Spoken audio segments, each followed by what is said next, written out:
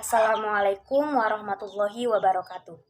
Nama saya Aflahainia Rahab, NIM 12040320263.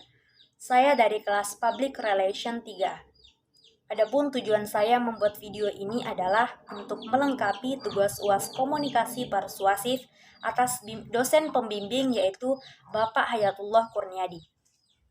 Pada kesempatan kali ini, saya akan membahas mengenai contoh permasalahan sosial yang ada di lingkungan, di mana masalah ini memerlukan kegiatan persuasif yang bertujuan untuk mengajak, merayu, dan mempengaruhi sikap, nilai-nilai pendapat, dan perilaku.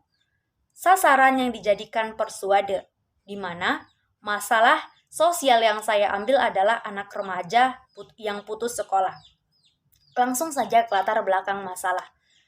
Pendidikan merupakan tiang kebudayaan dan pondasi utama untuk membangun peradaban sebuah bangsa. Arti penting kesadaran pendidikan menentukan kualitas kesejahteraan sosial lahir batin.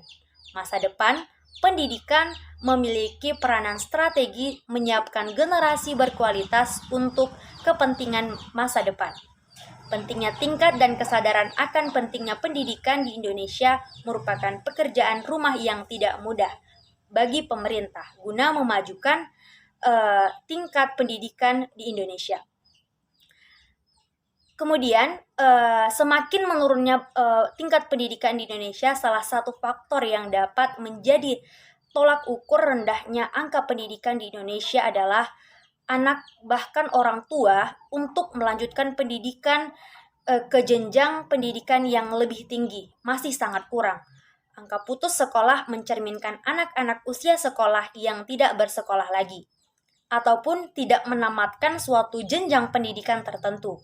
Hal ini sering digunakan sebagai salah satu indikator berhasil atau tidaknya pembangunan yang berasal dari dalam diri anak tersebut, karena malas, ataupun karena tidak bisa bersosialisasi dengan lingkungannya, ataupun karena ekonomi, ataupun karena minder karena tidak bisa membayar uang sekolah. Itulah alasan anak remaja yang tidak bersemangat lagi untuk bersekolah. Nah, hal ini dapat menggugah hati nurani remaja yang putus sekolah untuk menjadi pribadi yang lebih baik lagi. Tentu pekerja sosial akan terus memantau perkembangan anak melalui interaksi yang terjadi maupun dengan laporan yang didapat dari orang tua asuh. Pekerja sosial juga menggugah perasaan empati si anak sehingga mereka tersentuh dan secara sadar menjadi termotivasi untuk menjadi lebih baik. Yang kedua yaitu sosial kultural, di mana kebanyakan remaja yang putus sekolah perilakunya dipengaruhi oleh faktor lingkungan tempat mereka berada, baik lingkungan keluarga, tempat kerja, sekolah, ataupun lingkungan kampus. Sebelum mempengaruhi komunikan, faktor lingkungan adalah faktor yang perlu diperhatikan oleh pekerja sosial. Biasanya pekerja sosial melihat siapa yang paling berpengaruh kepada anak ini, dekatnya. Kemudian di asrama, pekerja sosial juga bekerja sama dengan orang tua agar anak yang putus sekolah ini dapat dibina dengan baik. Strategi yang ketiga adalah mirror. Di sini pekerja sosial berusaha mengetahui pola pikir remaja yang putus sekolah yang akan dipengaruhinya, di mana pola pikir tersebut ada dua. Yang pertama yaitu sistematik dan heuristik, di mana berpikir sistematik berarti target berpikir sangat logis, taat azas dan akan mau menerima pemikiran orang yang mempengaruhinya. Diperlukan banyak argumen logis dan statistik yang mendukungnya. Proses sistematik ini merupakan proses yang tidak gampang. Cara berpikir ini sangat tergantung pada kepribadian ataupun bawaan target dari lahir dan dipengaruhi oleh situasi pada waktu itu. Yang menjadi persuader di sini adalah anggota pekerja sosial yang ada di dalam komunitas binaan putus sekolah. Anggota pekerja sosial di sini ditentukan sebagai persuader karena peran pekerjaan sosial dalam kelompok diantaranya adalah yang pertama broker, yaitu penghubung antara klien dengan pihak-pihak yang dapat membantunya. Mediator pekerja sosial membantu menyelesaikan konflik, pertikaian maupun perselisihan anggota kelompok. Kemudian yang kedua yaitu edukator. Sebagai guru, pekerja sosial memberikan informasi baru, model-model untuk membantu klien mempelajari hal-hal baru. Selanjutnya yaitu fasiliator, yaitu sebagai orang yang akan mempermudah dan meringankan jalan klien untuk menjadi lebih baik. Selanjutnya adalah aspek pesan. Pesan yaitu yang pertama ada pesan verbal, yang kedua ada pesan non-verbal. Pesan verbal yaitu di mana persuader menyampaikan pesan secara langsung kepada persuader dengan tujuan untuk mengubah pendapat, sikap, dan perilaku, yaitu hal-hal yang berkaitan dengan aspek-aspek kepercayaan, ide ataupun konsep. Dalam konsep ini terjadi pada diri khalayak yang berkaitan dengan pikirannya. Ya, yang selanjutnya adalah pesan nonverbal, di mana persuader secara langsung mengajak persuader untuk melihat bukti bahwa orang-orang yang berpendidikan itu hampir keseluruhan itu 70% sukses di bidangnya masing-masing. Nah, dengan ini pasti persuader akan terpengaruh dan akan berpikir bahwa pentingnya pendidikan itu. Adapun bentuk-bentuk narasi pesan yang disampaikan di dalam masalah ini adalah yang pertama narasi informatif, yaitu jenis narasi ini merupakan sebuah narasi yang memiliki tujuan untuk membagikan sebuah informasi fakta yang ada. Jenis narasi ini menceritakan sebuah peristiwa ataupun kejadian dalam kehidupan seseorang, di mana narasi ini sama halnya dengan pesan verbal yang telah dicantumkan di atas tadi. Nah, yang kedua adalah narasi artistik, yaitu salah satu jenis yang berisi sebuah pesan atau amanat, dan narasi ini bertujuan untuk menyampaikan pesan secara terselubung kepada persuader.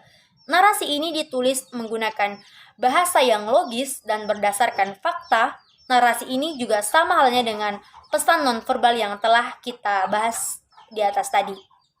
Aspek yang selanjutnya adalah aspek media ataupun saluran. Adapun media yang digunakan untuk membawa pesan antara komunikator dengan komunikan adalah berupa media visual dan media audiovisual. Di mana media visual yang digunakan itu seperti foto dan gambar orang-orang yang berpendidikan. Sedangkan media audiovisual itu yaitu seperti video motivasi dan bukti orang-orang yang berhasil melalui pendidikan. Nah, kedua media ini sangatlah berkaitan dengan hal mempengaruhi pola pikir dan semangat persuader, yaitu agar timbulnya rasa ingin seperti itu gitu. Aspek yang terakhir adalah aspek persuader. Aspek perencanaan persuader ini terlebih dahulu yaitu melihat inti permasalahan. Mengapa persuader putus sekolah? Apa kendala yang dialami persuader tersebut? Setelah kita mengetahui kesalahan ataupun kendalanya, yaitu selanjutnya kita mencari solusi dari permasalahan tersebut untuk mengubah pola pikir persuader tersebut. Dengan permasalahan yang dialaminya itu, menggunakan beberapa aspek yang telah direncanakan sebelumnya.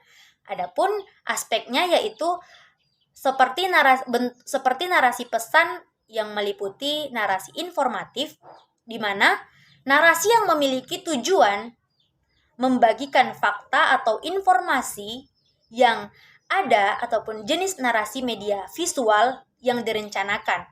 Dan yang kedua yaitu narasi artistik. Yaitu narasi artistik adalah salah satu jenis narasi yang berisi sebuah pesan ataupun amanat yang bertujuan untuk menyampaikan pesan secara terselubung kepada persuader. Narasi ini ditulis dan menggunakan bahasa yang logis dan berdasarkan fakta dan menggunakan audio visual. Mengapa persuader di sini ditujukan kepada anak remaja? Karena anak remaja adalah memiliki pola pikir yang sangat labil dan sangat mudah terpengaruh ataupun terombang-ambing oleh keadaan lingkungan di sekitarnya. Oleh karena itu, di sini anak remaja tersebut masih bisa untuk diarahkan menjadi lebih baik agar memiliki pola pikir bahwa pentingnya pendidikan tersebut. Cukup sekian dari saya, kurang dan lebihnya saya mohon maaf. Assalamualaikum warahmatullahi wabarakatuh. Selanjutnya yaitu permasalahan. Bagaimana pekerja sosial dalam mencapai tujuannya dalam penerapan yang dilakukan dalam membina anak putus sekolah. Selanjutnya tujuan dan manfaat. Tujuan komunikasi persuasif di sini adalah untuk mengubah pendapat, sikap, dan perilaku, mengubah pendapat berkaitan dengan aspek kognitif, yaitu hal-hal yang berkaitan dengan aspek-aspek kepercayaan, ide ataupun konsep. Dalam proses ini terjadi perubahan pada diri halayak yang berkaitan dengan proses ini terjadinya perubahan pada diri anak yang putus sekolah tersebut. Kemudian ia menjadi tahu sesuatu atau mengetahui bahwa pendapatnya itu keliru dan perlu diperbaiki. Jadi tujuan komunikasi persuasif dalam aspek ini adalah menggerakkan hati, menimbulkan perasaan tertentu, menyenangkan dan menyetujui ide yang dikemukakan. Baik atau tidaknya tujuan dari komunikasi persuasif ini adalah tergantung pada persuader itu sendiri. Di mana manfaat bagi persuader adalah menambah wawasan serta menambah kemampuan dan pengetahuan tentang strategi dalam berkomunikasi terhadap halayak atau persuader. Selanjutnya adalah aspek persuader.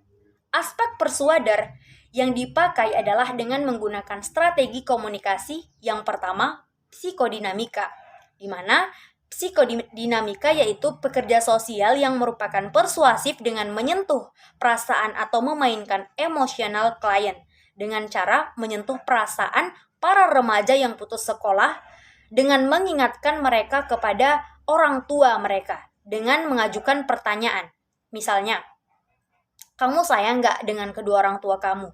Kemudian dilanjutkan dengan mengatakan, nah kalau kamu sayang ayo, kamu pasti bisa, harus lebih baik. Dengan itu mereka akan mengingat orang tua mereka dan akan tersentuh dan akan terbuka pola pikirnya.